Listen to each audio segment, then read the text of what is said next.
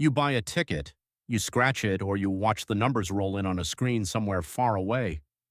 For 1 second, your brain lights up with a fantasy: the house, the car, the freedom. But here's the strange part. Most people who actually win the lottery end up worse off than before they won.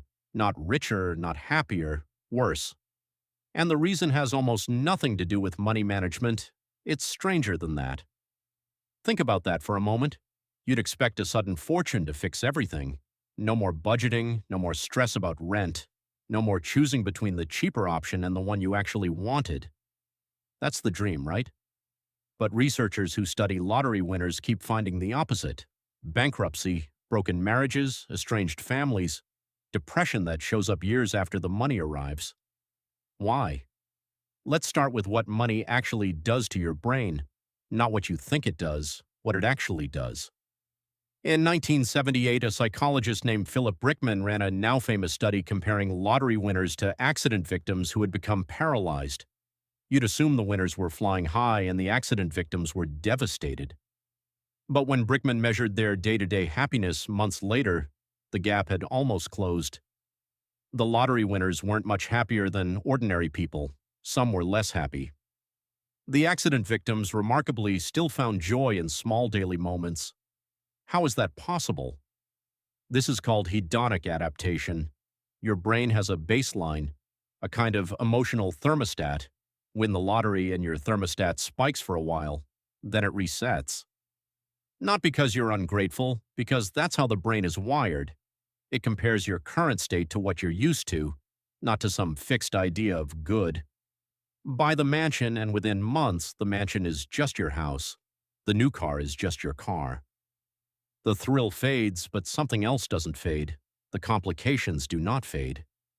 Here's where it gets stranger. Sudden money doesn't just fail to make you happier. It actively destabilizes the systems that were quietly keeping your life together. Think about your current relationships, family, friends, co-workers. Right now, there's an unspoken economic balance between you and the people around you. Nobody talks about it, but everyone feels it. You all earn roughly similar amounts. You all struggle with roughly similar things. That shared struggle is a kind of glue. Remove it instantly, and the glue dissolves.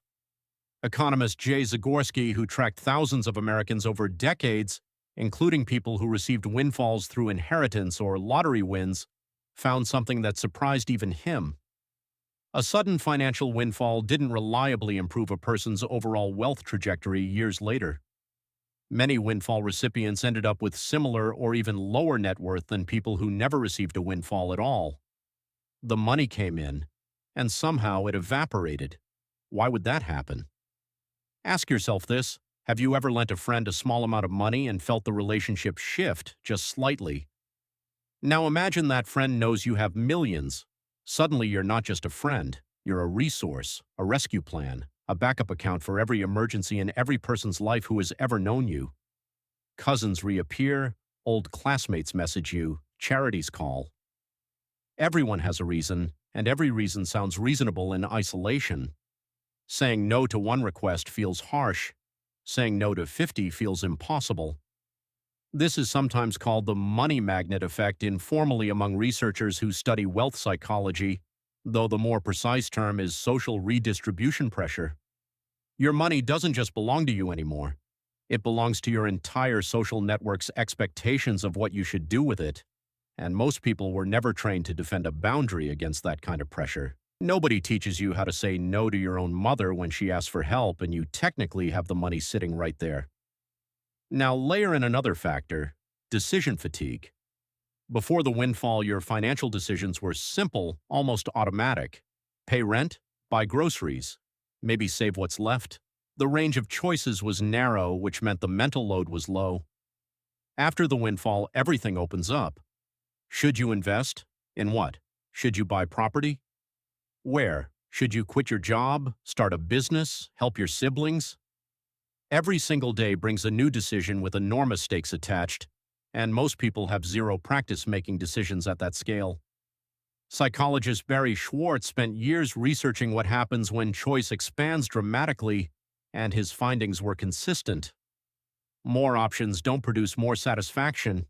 They produce paralysis, anxiety, and regret because with more options comes more responsibility for whichever one you pick and more exposure to the ones you didn't. So here's the twist nobody expects. The very thing that was supposed to eliminate STR